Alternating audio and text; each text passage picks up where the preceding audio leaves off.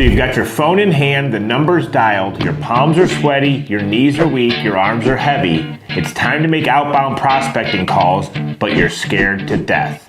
In this series, we're going to talk about all the things you need to do to turn this into a cash machine.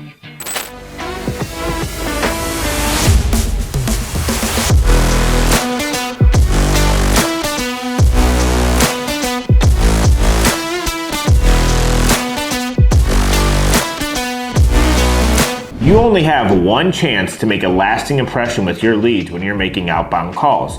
Tonality is a very big part of that initial phone call. One of the biggest tips you can do before you're making your outbound prospecting calls is put a mirror up on the behind your computer so you can look at yourself. And make sure you're smiling as that phone is ringing, because guess what? The client can hear it on the other side of the phone. So if you don't have your tonality, if you don't have your spirit up when you're making those calls, you're basically wasting your time.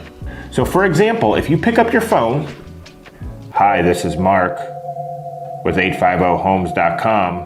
How can I help you with your home search?" Who's gonna wanna respond to that? But if you pick up your phone, you say, "Hey, this is Mark with 850 Homes. Thanks for signing up on our website. How can I help with your home search?" See how upbeat that sounds? That sounds a little bit more inviting. You're gonna hopefully get somebody who's gonna mirror and match your enthusiasm on the other end of the phone. Because if you're relaying that you're pissed off and you don't wanna be making this call, the other end of the phone, the client can hear that. The prospective client, the lead, can hear that in your voice. And people want to mirror and match. Even the leads want to mirror and match us. So if you want to have an upbeat conversation, you got to start that conversation with an upbeat tempo. Here's another thing you have to look out for though. If you start your conversation with a very upbeat end and the other person says, "Yes, I signed up on the site. No, thank you," and you're still at this energy level that's way up here, you are going to be completely disconnected from that lead. You're going to have to adjust very quickly and mirror and match if they don't match your level. So you're going to have to tone it down and come down to their level to where you're not like this crazy outgoing salesy person that somebody they can relate to. So if if they're kind of soft spoken, then you need to pull it back. But you need to start high because you don't know what you're going to get yourself into, but you got to be able to pull back. Mastering tonality and mirroring and matching is crucial on your initial phone calls to try to get into rapport as quickly as possible. The faster you can get into rapport with a potential lead that you have on the phone on a personal level, the higher your conversion is going to be, right? So if you know something specific about the neighborhood that they chose, maybe on the home search that they set up on your website, so you can talk about the schools, about the grocery stores, about the convenience of the location of this particular neighborhood.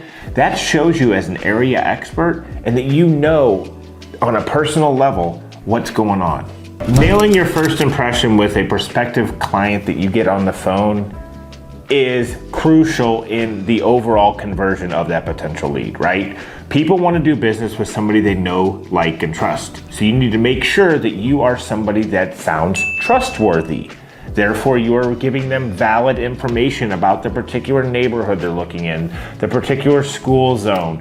What is the demographics of that area look like, right? But be careful not to give them too much information because you don't want to get involved with fair housing issues.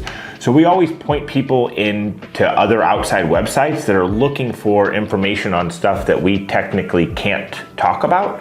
But that is crucial. Like, you have to build trust on that initial call if you want to even have a remote chance of ever doing business with this prospective client, right?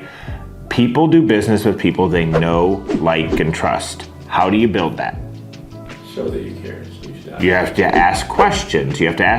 People want to know, like. They want to like you. Why? When do people like other people? When those other people seem interested in them. Point blank. Like, if somebody asks me a bunch of questions and they seem interested in me, I'm probably going to like them.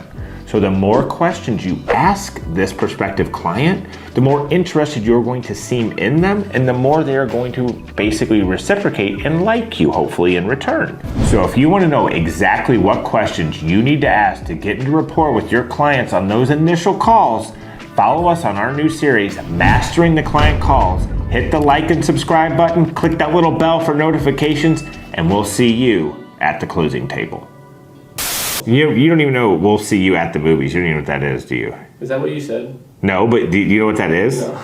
Siskel and Ebert were movie critics. They used to sit and fucking review movies. Siskel and Ebert, Mo? No, I'm not doing it. Siskel and Ebert, in their end of their fucking show, they'd say, and we'll see you at the movies. That was their ending. And so I said, we'll see you at the closing table. And I got no laughs because Mo is 19 years old and doesn't know what Siskel and Ebert are. He doesn't even know, he's never even heard of Siskel and Ebert.